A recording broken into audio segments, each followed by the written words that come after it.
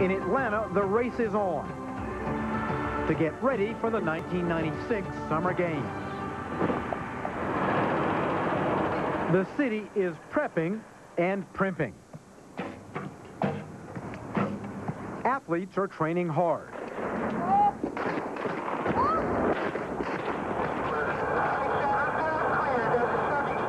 And the police are training hard too, taking aim at their target, guarding the games from an act of terror. We are practicing for situations we hope never occur. We have no reason to believe these games will be anything other than safe and secure. To protect the thousands of athletes and millions of spectators visiting Atlanta, the FBI is coordinating thousands of federal, state, and local police, all part of the largest peacetime security force in history.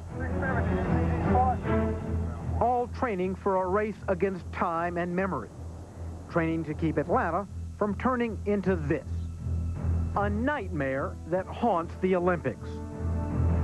This is an ITN news flash from the Olympic Village in Munich, where early this morning armed Palestinian guerrillas raided the sleeping quarters of the Israeli team. Munich, 1972. 8 terrorists in tracksuits waltzed through lax German security, climbed a fence, and took 11 Israeli athletes hostage. The Olympics and the world were held hostage too. What happened here 24 years ago destroyed the innocence of the Olympics as pure sport. It also exposed a German government and a Western world as totally unprepared to fight terrorists. Now, on the eve of the Atlanta Olympics, security officials say they've learned the lessons of Munich. Lessons learned in blood. Palestinian terrorists murdered 1 Israeli right away and threatened murder by the hour unless their demands were met. Freedom for 250 comrades in Israeli prisons. The hardest part were the ultimatums, because every time you die a little bit, because you think maybe now it's going to happen to him. For 24 years, Ankie Spitzer has been trying to find out how and why her husband was killed in Munich. Andre Spitzer was the Israeli fencing coach and a hostage. They'd been married just 16 months. We were young and we were in love. Their last phone call the night before was about their new baby daughter. The last thing I heard from him was, "I love you." All that day, as the Olympic Games rolled on, Ankie Spitzer and the world watched and waited. A second hostage was murdered and mutilated after putting up a fight. Night fell. The terrorists and their captives were flown by German security to a nearby airbase. There, as demanded, a jet waited to fly them to an Arab country. On the jet, 21 German commandos, waiting to ambush the Palestinians. Then, hidden from view on the runway, the rescue attempt went horribly wrong. The ambush on the plane never happened. Instead, German sharpshooters opened fire on the terrorists and missed. The Palestinians then executed the 9 remaining hostages. In the gun battle, 5 of the terrorists and 1 German policeman were killed.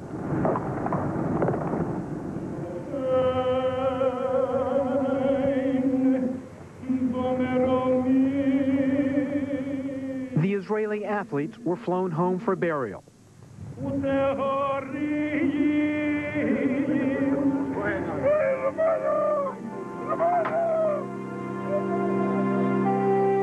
After pausing for a day, the Olympic Games continued. Of course, the Palestinians, they pulled the trigger, but in my opinion, the German government has a tremendous responsibility, because they were responsible for the security. Within weeks, the German government released its report. No amount of security, it said, could have stopped the terrorists. And it had no choice but to try a rescue because the Israelis refused to meet the terrorist demands.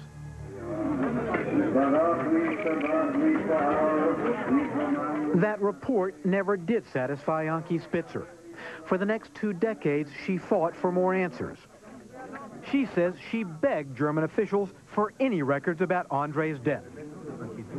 I wanted to know why he was killed, who was responsible, why didn't they rescue all these Israelis? And this question has never been answered by the Germans. And about this, I'm very angry. Angry at a German government which she says not only covered up what happened, but lied about it. They always told me, no, we don't have anything. And I knew that this was not true. Then, in 1992, Ankie Spitzer finally got some answers. One day, I got a phone call from a German citizen who I promised that I will not reveal his name. And he said that he read and heard that I'm looking for documents. Suddenly, she had them.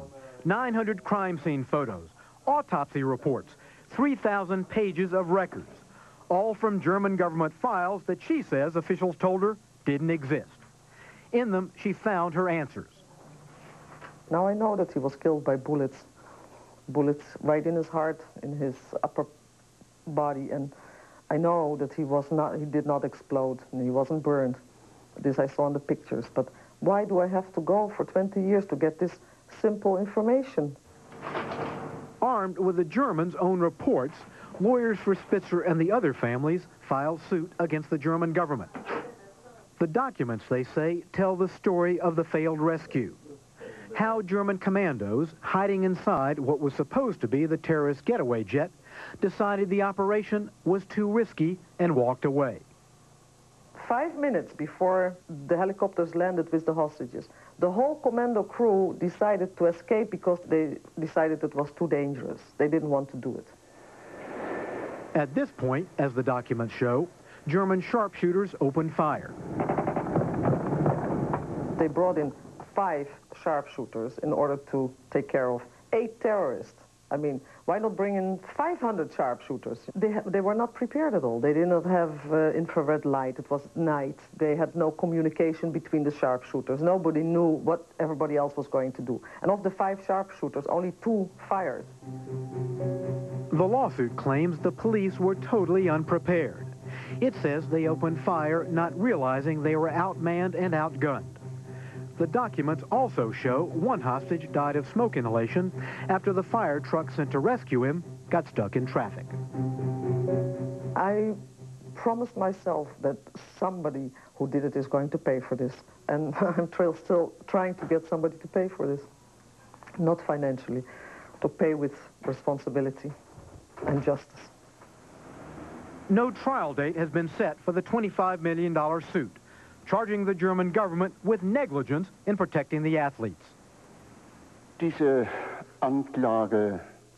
claim of compensation would mean someone is guilty or negligent. But this would imply a mistake on our part.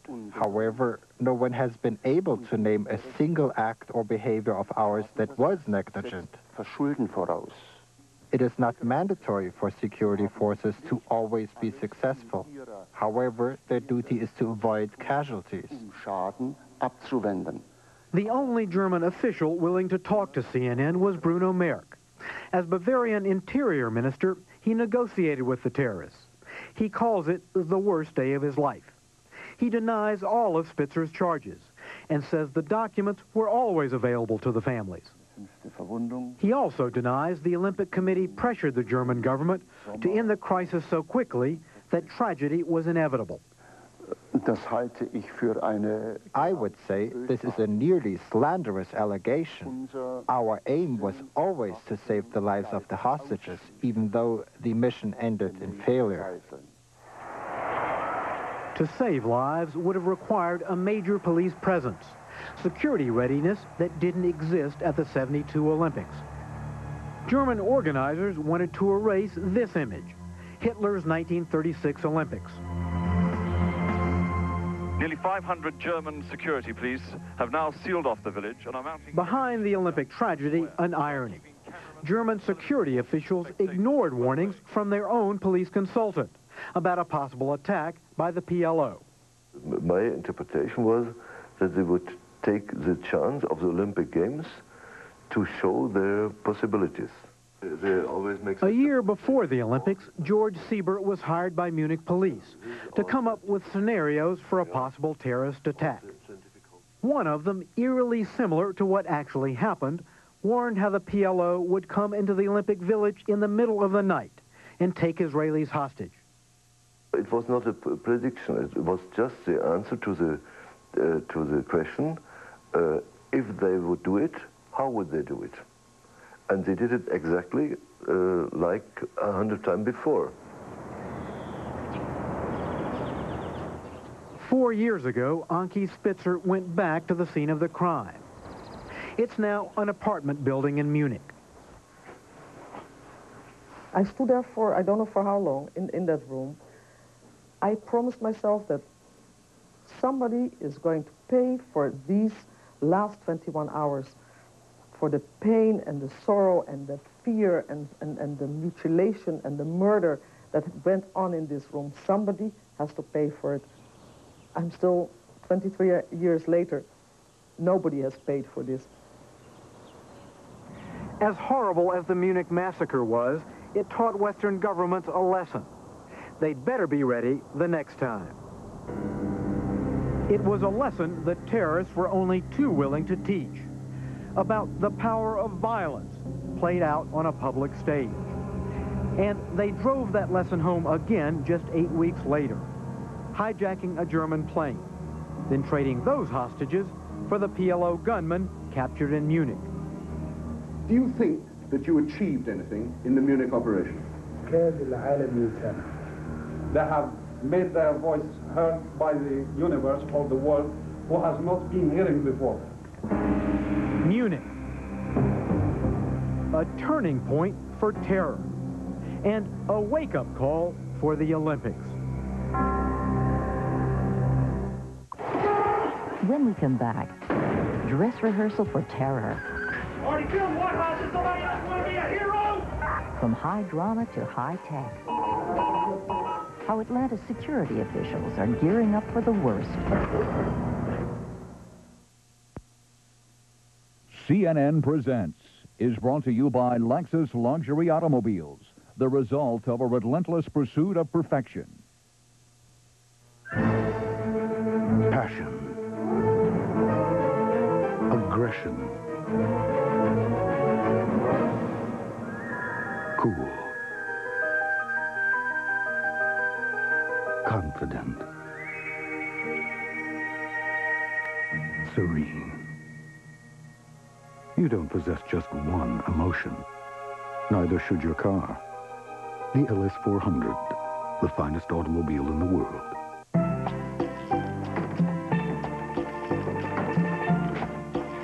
One thing they don't teach you in business school is how to clear a paper jam. Get Hammermill, the paper that works. The focus on relying on cognitive work, individuals coming together in teams or groups, blending those two functions together. How do we develop ways to think about space as a legitimate tool to leverage that kind of new behavior set? If we think about a space like this one, a place for co-located cross-functional work to occur, might we say that this is ideal? In fact, it's not ideal. It's only ideal if that's what the work is. How do we think about the rest of the work an organization does and know when to apply this space tool versus some other? Taking care of business. Office Depot is bigger and better than ever. With more brand name office supplies than ever before. With more superstores nationwide. More top-brand business machines and computers. More software titles and computer accessories. More office supplies and furniture at guaranteed low prices nobody can beat. Taking care of business. Office Depot, taking care of business for companies of every size, everywhere, every day. No matter what kind of call your business makes, AT&T stands behind it. This is the most powerful communications network in the world. And if your call ever runs into trouble, the network sends you around us. Or if a cable gets cut, it won't affect you. No other network handles so much business, and no other network guarantees all of it. Only AT&T stands behind every kind of call your business makes. Where does your phone company stand? AT&T, for the life of your business. Monday on CNN's Burden of Proof, the president will face a second Whitewater jury. And the First Lady faces more questions from the Senate Whitewater Committee. The First Family's legal troubles, Monday, 12:30 Eastern on CNN. The whole world loves a movie where an ordinary person does something incredible. That's the American dream. Watch an entire week of great movies about the American dream. Tuesday night at 8 on TNT. CNN Presents continues now with Guarding the Games. Once again, here's Judy Woodruff. In Atlanta, security officers will outnumber the athletes by more than 2 to 1. On duty, 2,500 federal agents, 10,000 National Guard and other U.S. troops. Add to that more than 10,000 private security agents and almost 5,000 state and local officers. It's an impressive force with a challenging task. Once again, Art Harris.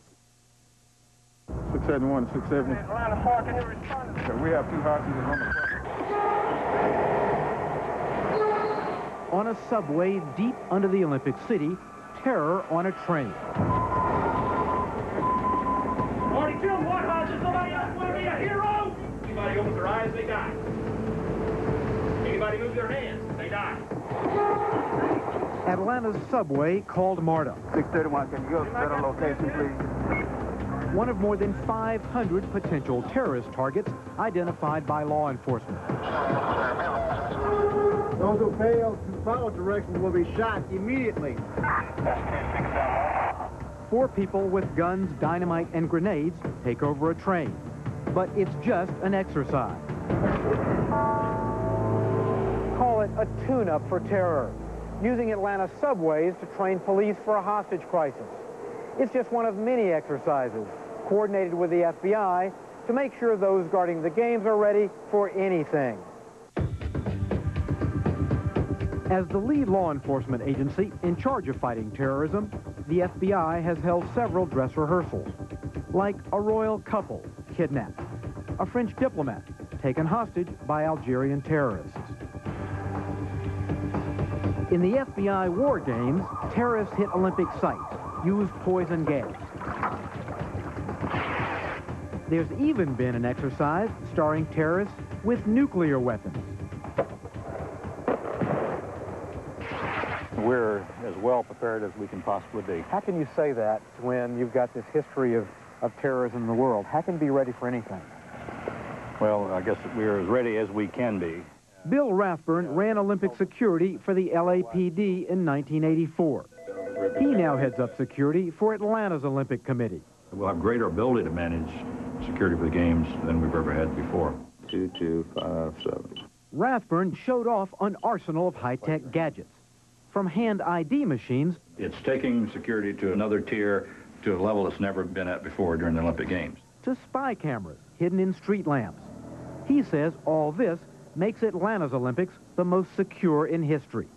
The entire perimeter will be covered by closed-circuit television, plus we'll have an overlay of people. Someone touches this fence, you pick it up. It'll set off an alarm, it'll activate the camera, and we'll know what's going on.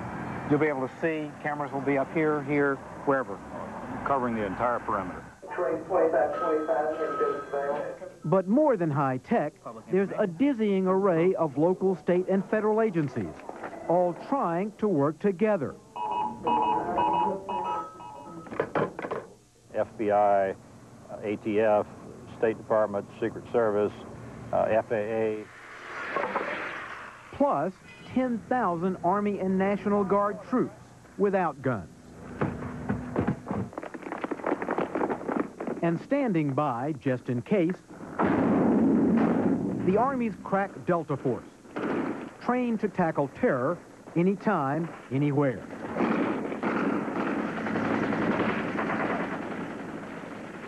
But all the troops and all the high tech can't provide absolute security. Police worry about easier targets outside the Olympic ring. This is the heart of the Olympics, the hard target. What about softer targets? On the 21-25. So you're concerned that a terrorist could go somewhere else if this is too tough? That certainly is one of the concerns that we have. Like a subway. Here in the MARTA exercise, cops string a phone line. so they can talk to the terrorists, buy a little time. You tell your people to hurry up.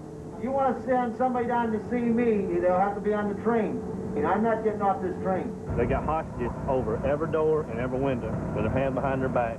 The hostage takers are from a fringe militia group, sympathizers of the accused Oklahoma City bombers. I want to see McVeigh and I want to see Nichols released. Back up, back up, back up! These make-believe terrorists are inspired by America's own brand of homegrown crazy. But police are equally concerned about terrorists overseas. We have a very strong intelligence component in the Olympic preparation process. It's certainly domestic in its focus as well as international. For all this protection, there's an Olympic-sized price tag, $100 million and climbing. But that's not enough, according to the White House. Thank you. Which has put itself prominently in the Olympic picture. Thank you very much.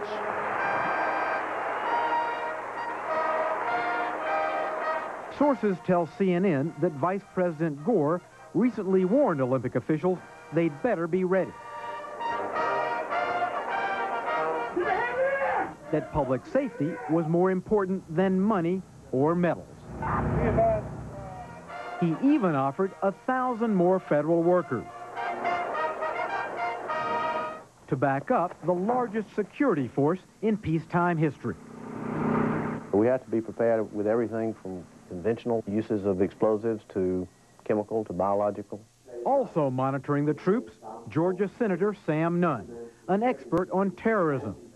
The Olympics are in his backyard. I'm told by the law enforcement officials that they expect probably 20 bomb threats a day. Hopefully all 20 of them will be hoaxes, but strange people do strange things. They suspect during the period of the Olympics there'll be a couple of hundred bomb threats. Now each one of those has to be treated seriously. We don't predict any of them will happen, and I doubt if they will, but if you don't treat it seriously, it could happen. This train is wired to be blown away. You understand, blown away? Back on Marta's train, terrorists set booby traps. I got 7 down here. Then start killing people. So far it's cost you 3 dead, and I hope it don't cost you any more. 671, arrest team 1, move. In the exercise, negotiating with terrorists doesn't work. Time for police to lock and load. Mark, you lead. Harrison's second, and Brown is going to be third. All units, stand by. Let's go. One hostage down. The terrorists kill a 4th hostage. You better come get those lights back on. The SWAT team blows in a door and takes the train.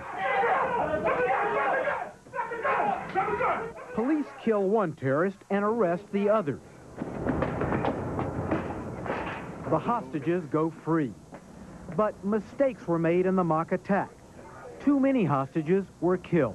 Automatic large weapon. There were some problems with the negotiators. Tell me about that. The negotiations were taking too long, and so the terrorists started killing people. We had problems with getting the phone to me. That took a long time. We try to stall as long as we can, trying to move our people into place and gathering intel on the people that are on the train. Lessons learned rehearsing for the Olympics. So law enforcement will be ready if terror ever comes to town.